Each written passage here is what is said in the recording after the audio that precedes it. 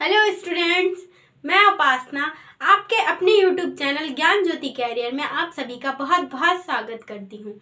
I hope आप सभी ठीक होंगे और अपनी पढ़ाई अच्छे से कर रहे होंगे। और कल का सभी ने महाजनपद का रिवीजन तो किया होगा। हाँ, किया होगा, क्योंकि एग्जाम्स के लिए इम्पोर्टेंट है, आपको उसको पढ़ना ही पड़ेगा। तो आज हम अपना एक नया टॉपिक शुरू करेंगे, बौद्ध धर्म। पहले हम बौद्ध धर्म के बारे में पढ़ेंगे, उसके बाद फिर हम अगले वीडियो में जैन धर्म के बारे में भी पढ़ेंगे। सबसे पहले हम बौद्ध धर्म के बारे में जानेंगे। बौद्ध धर्म के जो प्रवर्तक और संस्थापक माने जाते हैं वह कौन है? वह है गौतम बुद्ध। इन्हें ज्ञान प्राप्ति के बाद बुद्ध कहा जाने लगा था, पर इनका पहले का नाम सिद्धार्थ था। ये जो गौतम बुद्ध जो थे, ये महावीर स्वामी के समकालीन थे। महावीर स्वामी जैन धर्म के 24वें तीर्थंकर जो थे, वह उनके समकालीन थे। पहले हम गौतम बुद्ध के बारे में पढ़ लेंगे, फिर अगली वीडियो में हम जैन धर्म के बारे में भी पढ़ेंगे अच्छे से। पहले हम इसके बारे में पढ़ते हैं। तो गौतम बुद्ध के जीवन के बारे में हम कुछ छोटे छोटे टिप्स लिख लेते हैं, जो एग्जाम्स में पूछे भी जाते हैं बहुत। जो गौतम बुद्ध थे, उन्हें एशिया का ज्योतिपुंज या लाइट ऑफ एशिया कहते थे।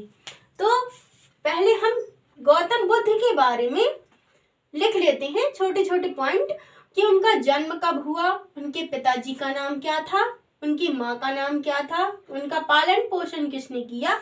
ये छोटी छोटी जानकारियां हम लिख लेते हैं। गौतम बुद्ध का जीवन परिचय।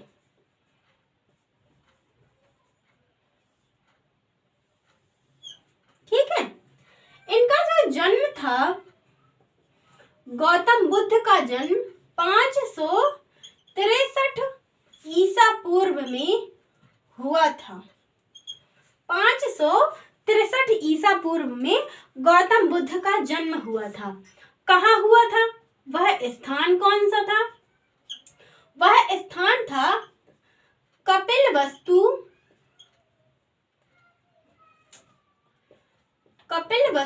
के लुम्बिनी में। कपिलवस्तु के लुम्बिनी में गौतम बुद्ध का जन्म हुआ था।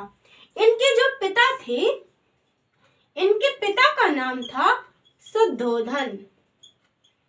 शुद्धोधन इनके पिता का नाम था, जो शाक्यों के राजा थे। शाक्य गणराज्य के राजा थे इनके पिता शुद्धोधन। ठीक है, इतना हमने इनके बारे में जाना। अब हम जानेंगे इनकी माता का नाम क्या था। इनकी माता का नाम था महामाया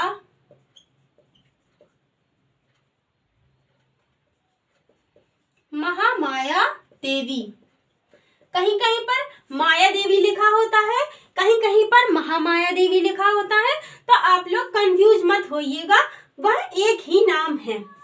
पर इनकी माता थी, इनका देहांत हो गया था जब गौतम बुद्ध सिर्फ 7 दिन के थे, तो तब इनकी माता का देहांत हो गया था। तो इनका लालन पालन जो किया था, वह इनकी मौसी ने किया था। इनका पालन पोषण इनकी मौसी गौतमी प्रजापति ने किया था।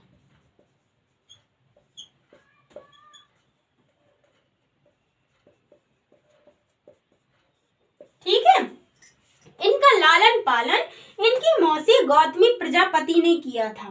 इनके बचपन का नाम था सिद्धार्थ। जैसे अभी हमने बताया था, इनका जो बुद्ध नाम पड़ा था वह ज्ञान प्राप्ति के बाद पड़ा था, पर जो इनके बचपन का नाम था वह था सिद्धार्थ। आप सभी ने बचपन में सिद्धार्थ और देवव्रत की कहानी जरूर सुनी होगी, वही सिद्धार्थ हैं गौतम बुद्ध।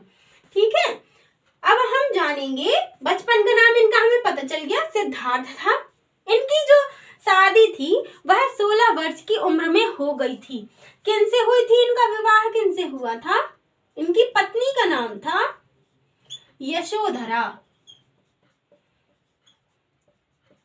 यशोधरा इनकी पत्नी का नाम था।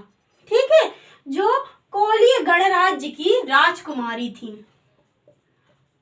कोलीय गणराज्य की राजकुमारी थी इनकी पत्नी।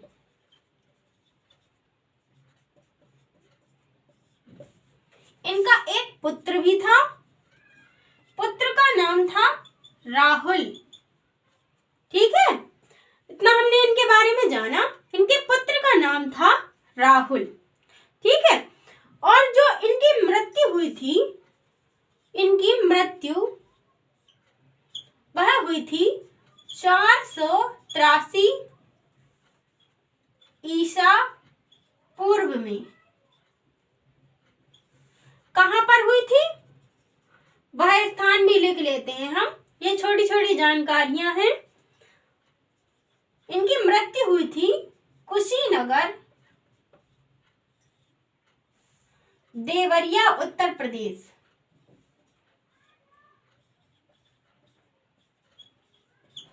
ठीक है, हमने इनके बारे में ये छोटी छोटी जानकारियां लिख ली कि इनका जन्म कब हुआ था, वह स्थान कौन सा था, इनके पिता का नाम क्या था, इनकी माता का नाम क्या था, इनके बचपन का नाम क्या था, और इनकी मृत्यु कब हुई थी और कहां पर हुई थी। इतना आप नोट कर लीजिए, फिर हम पढ़ेंगे आगे।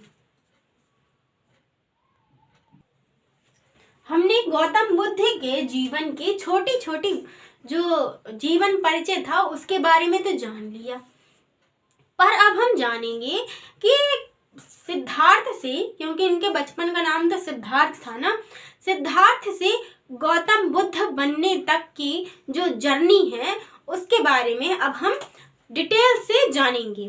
तो एक बार इन्होंने, जो ये सिद्धार्थ थे, वह बहुत ही उदार थे, यानी कि बहुत जल्दी किसी के दुख को देखकर बहुत जल्दी दुखी हो जाते थे। तो एक बारी ये जा रहे थे, अपने जो राज्य था वहां भ्रमण कर रहे थे, तब इन्होंने 4 चीजें देखी। एक बूढ़ा व्यक्ति देखा, एक बीमार व्यक्ति देखा, एक शव देखा और एक सन्यासी को देखा। तब इनके मन में एक विचार आया कि इस संसार में कितने दुख हैं, कितनी कठिनाइयां हैं, क्यों ना इन सभी दुखों को काटकर मोक्ष की प्राप्ति की जाए या ईश्वर को प्राप्त किया जाए। तो इन्होंने इस विचार को अपने मन में लाते हुए सन्यासी बनकर अपने जो अपना घर बार था उसे छोड़कर सिर्फ 29 वर्ष की आयु में गृहस्थ जीवन त्याग कर सन्यासी बन गए। कब? 29 वर्ष की आयु में। ठीक है, कभी कभी एग्जाम में आ जाता है कि गौतम बुद्ध ने अपना जो सन्यासी जीवन शुरू किया था वह कितनी उम्र में शुरू किया था? 29 वर्ष की उम्र में इन्होंने अपना सन्यासी जीवन शुरू किया था। ठीक है, जिसे बौद्ध धर्म में महाभिनिष्क्रमण कहते हैं। बुद्ध का महाभिनिष्क्रमण, यानी कि उनके गृहस्थ जीवन जो उन्होंने छोड़ा था उसे हम महाभिनिष्क्रमण कहते हैं। महाभिनिष्क्रमण क्या कहते हैं? महाभिनिष्क्रमण। किसे? बुद्ध ने जब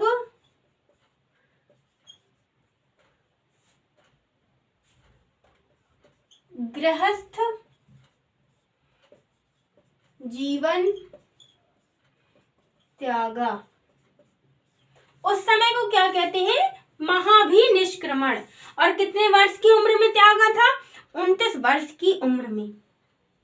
जब इन्होंने अपना गृहस्थ जीवन त्यागा तो सबसे पहले जो इन्होंने गुरु बनाए थे वह बनाए थे वैशाली के।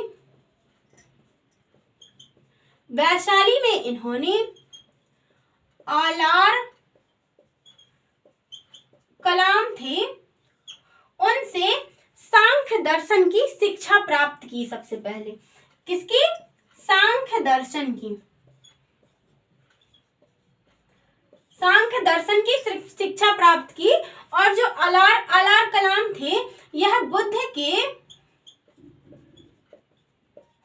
प्रथम गुरु बने। प्रथम गुरु।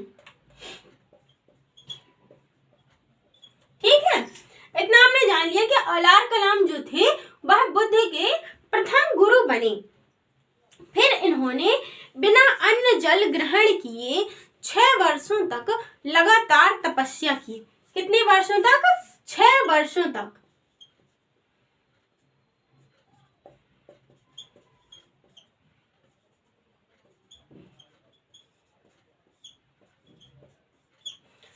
वर्षों की तपस्या के बाद इन्हें 35 वर्ष की उम्र में 35 वर्ष की उम्र में ज्ञान की प्राप्ति हुई। कहां पर हुई थी? उरुवेला गांव में पूर्णमासी के दिन। जिस दिन हम बुद्ध पूर्णिमा मनाते हैं वह था पूर्णमासी का दिन, यानी कि पूर्णिमा की रात को, बैसाख पूर्णिमा की रात को, बैसाख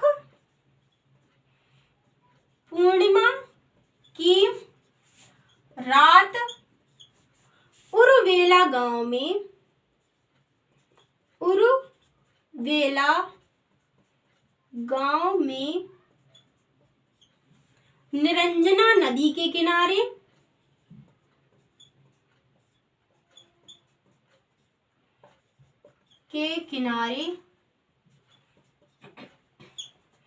पीपल वृक्ष के नीचे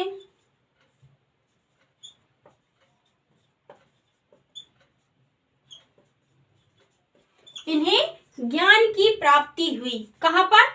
कब हुई? 6 वर्षों की तपस्या की जब, 35 वर्ष की उम्र में, वैशाख पूर्णिमा की रात को। उस दिन हम क्या मनाते हैं? हम मनाते हैं बुद्ध पूर्णिमा, क्योंकि इस दिन महात्मा बुद्ध को ज्ञान की प्राप्ति हुई थी। उरुवेला गांव में, जो अब बोध गया बन गया। क्या बन गया? बोध गया। ठीक है, अब बन गया है बोध गया, क्योंकि यहाँ पर उन्हें जो ज्ञान की प्राप्ति हुई थी इसलिए बोध गया इसका नाम पड़ा। अब देखते हैं हम किस नदी के किनारे? निरंजना नदी के किनारे। इसे फाल्गु नदी भी कहते हैं, फाल्गु नदी कहते हैं इसको। और किस वृक्ष के नीचे? पीपल वृक्ष के नीचे। इसका नाम है अब बोधि वृक्ष। जो पीपल वृक्ष है इसका नाम है बोधि वृक्ष। इस वृक्ष के नीचे भगवान बुद्ध को जो ज्ञान की प्राप्ति हुई थी। ठीक है, ज्ञान प्राप्ति के बाद सिद्धार्थ का नाम बुद्ध पड़ गया। ठीक है, क्योंकि उन्हें ज्ञान की प्राप्ति हो गई थी इसलिए उनका नाम बुद्ध पड़ गया और वह स्थान बोध गया जहां पर उन्हें ज्ञान की प्राप्ति हुई थी। ठीक, इतना हमने जान लिया। अब हम इसके बारे में और जानेंगे। छोटी छोटी चीजें हैं जिनके बारे में पढ़ना बहुत जरूरी है। अब हम जानेंगे कि महात्मा बुद्ध ने अपना प्रथम उपदेश कहाँ दिया था। तो स्टार पॉइंट डालकर लिखते जाइएगा कि बुद्ध ने पहला उपदेश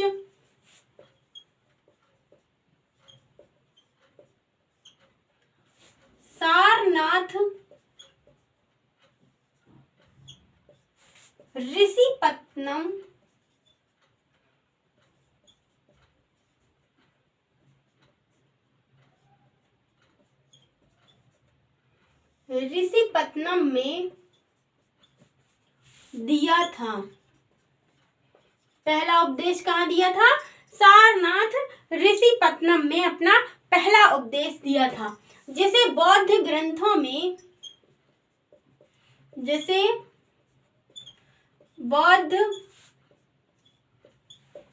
ग्रंथों में धर्म चक्र प्रवर्तन कहते हैं। क्या कहते हैं? धर्म चक्र प्रवर्तन कहते हैं गौतम बुद्ध के पहले उपदेश को। जैसे उन्होंने जब घर त्यागा था तो उसे बौद्ध ग्रंथों में कहा गया था महाभिनिष्क्रमण। इसी प्रकार महात्मा बुद्ध के प्रथम उपदेश को धर्म चक्र प्रवर्तन कहा गया। ठीक है, इतना याद रखिएगा। और इन्होंने सबसे अधिक उपदेश अपने दिए हैं वह दिए हैं पाली भाषा में। किस भाषा में? पाली भाषा में।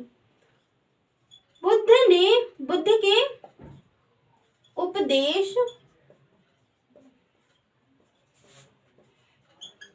पाली भाषा में थे। ठीक है, किस भाषा में थे? पाली भाषा में दिया था इन्होंने। और बुद्ध ने सर्वाधिक उपदेश कौशल देश की राजधानी श्रावस्ती में दिए। जैसे कभी एग्जाम में आ जाए कि बुद्ध ने अपने सर्वाधिक उपदेश कहां पर दिए थे? कौशल देश की राजधानी श्रावस्ती में। सर्वाधिक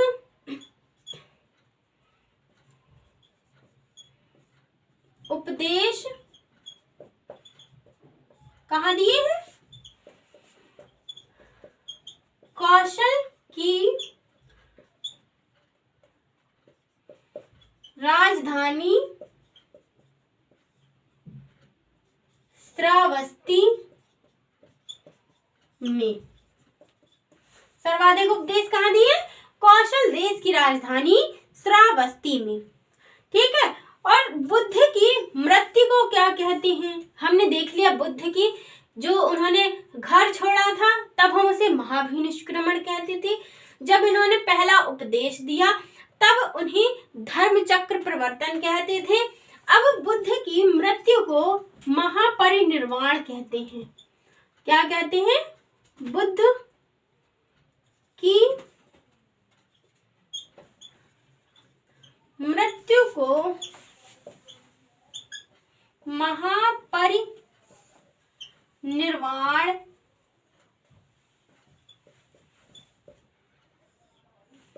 कहते हैं।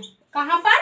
बौद्ध ग्रंथों में बुद्ध की मृत्यु को महापरिनिर्वाण कहते हैं। ठीक है, और एक कभी कभी आता है निर्वाण किसे कहते हैं? निर्वाण कहते हैं जब मनुष्य के मन की इच्छाएं खत्म हो जाती हैं या वो इच्छाएं समाप्त हो जाती हैं तो उसे हम निर्वाण कहते हैं। या हम लिखेंगे तृष्णा की समाप्ति को निर्वाण कहते हैं। क्या कहते हैं? निर्वाण किसे कहते हैं? तृष्णा या इच्छा की समाप्ति को निर्वाण कहते हैं। जब भगवान की बुद्ध की मृत्यु हो गई उसके बाद उनके शरीर की जो अंत्येष्टि थी, अंत्येष्टि मल्लों ने बहुत ही सम्मान पूर्वक उनकी अंत्येष्टि की। उसके बाद उनके शरीर के जो अवशेष थे उनको उन्होंने 8 भागों में बांटकर 8 स्तूपों का निर्माण करवाया। इसमें हम लिखेंगे बुद्ध के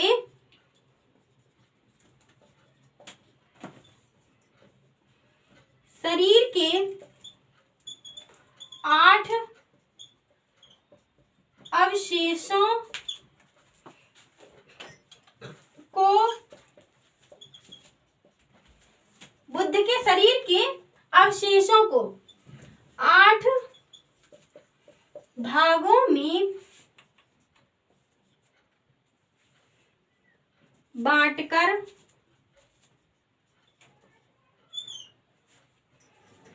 उन पर 8 स्तूपों का निर्माण करवाया। ठीक है, कितने 8 स्तूपों का निर्माण करवाया था। उनके शरीर के जो अवशेष थे उन्हें 8 भागों में बांटकर, ठीक है, जिनमें से एक स्तूप है सांची का स्तूप। इनको हम डिटेल से पढ़ेंगे, इनको हम कल लिखा देंगे आपको। जो 8 स्तूप हैं इनके बारे में हम कल लिख लेंगे, पर हम इससे आगे अभी और बढ़ते हैं। बौद्ध धर्म में अष्टमार्गी सिद्धांत की चर्चा की गई है, यानी कि 8 मार्गों को छोड़कर हम दुखों से मुक्ति पा सकते हैं। इस मार्ग की चर्चा की गई है। बौद्ध धर्म में अष्टमार्गी सिद्धांत बताया गया है। अष्टमार्गी सिद्धांत में जो था उन्हें 8 चीजों के बारे में बताया गया था, जिनको छोड़कर हम अपने जीवन में सुख प्राप्त कर सकते हैं और दुख निरोधी बन सकते हैं। ठीक है, इनमें से हम देखेंगे तो क्या था? सम्यक ज्ञान, सम्यक इच्छा,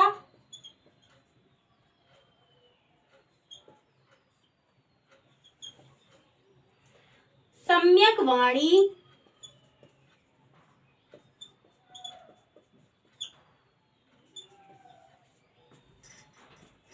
सम्यक जीवन,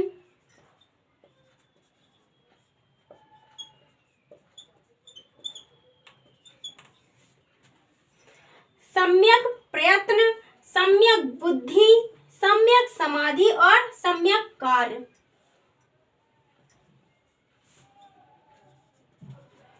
सम्यक प्रयत्न,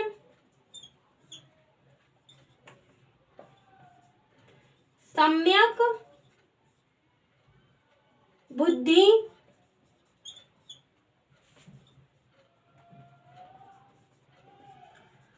सम्यक समाधि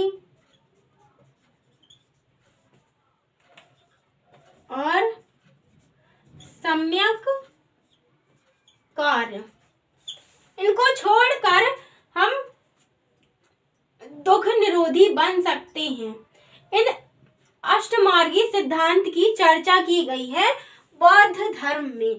अब हम जानेंगे बौद्ध धर्म के साहित्य के बारे में। बौद्ध धर्म के जो ग्रंथ हैं उनके बारे में हम जानेंगे। तो बौद्ध साहित्य के बारे में हम जानेंगे आज। बौद्ध साहित्य, बौद्ध साहित्य जो है वह मूलतः पाली भाषा में लिखा गया था। बौद्ध साहित्य मूलतः पाली भाषा में लिखा गया था। किस भाषा में? पाली भाषा में लिखा गया था बौद्ध साहित्य। इनमें से मुख्यतः हमें त्रिपिटक के बारे में जानते हैं। त्रिपिटक कौन थे? त्रिपिटक, त्रिपिटक में थे बौद्ध धर्म के 3 ग्रंथ, सुत्त पिटक, अभिधम्म पिटक और विनय पिटक। पहला था सुत्त पिटक, दूसरा था अभिधम्म पिटक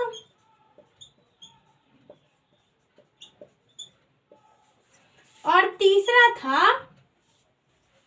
सुत्त पिटक हो गया, अभिधम्म पिटक हो गया और विनय पिटक। तीसरा था विनय पिटक। यह 3 ग्रंथ थे और हमने 2 ग्रंथों के बारे में और पढ़ा था महाजनपद में कि बौद्ध ग्रंथ के 2 ग्रंथ और थे, महावस्तु और अंगुत्तर निकाय। ठीक है, ये 2 ग्रंथों को भी और याद रखेंगे हम।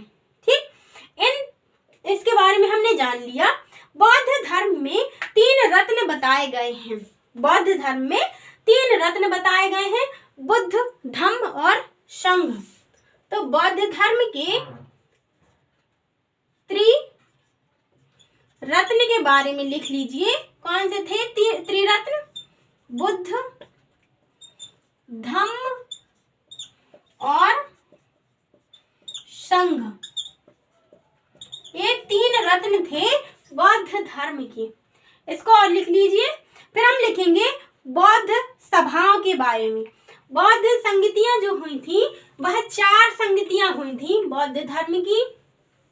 उन चारों के बारे में हम लिखेंगे। बौद्ध धर्म की 4 संगतियों के बारे में लिखेंगे। बौद्ध